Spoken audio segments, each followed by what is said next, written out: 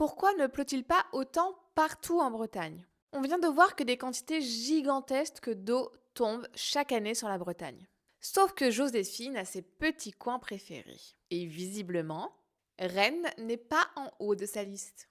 Une grande partie de notre pluie arrive avec des masses d'air chargées d'humidité venant de l'Atlantique.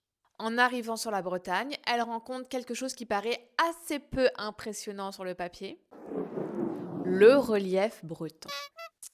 Oui, je sais. Quand on pense montagne, les monts d'Arrée ne sont probablement pas les premières images qui viennent en tête. Et pourtant, leurs quelques centaines de mètres suffisent à influencer fortement les précipitations.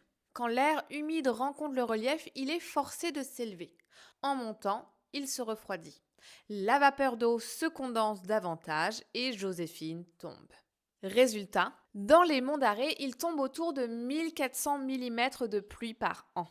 Dans le bassin rennais, on est plutôt aux alentours de 600 à 700 mm.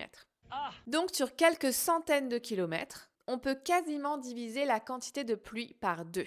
Globalement, l'ouest et les reliefs bretons sont davantage arrosés, tandis que l'est reçoit moins de précipitations. Et cette répartition change aussi au cours de l'année. En Bretagne, les précipitations sont généralement plus importantes d'octobre à mars et plus faibles pendant la période estivale.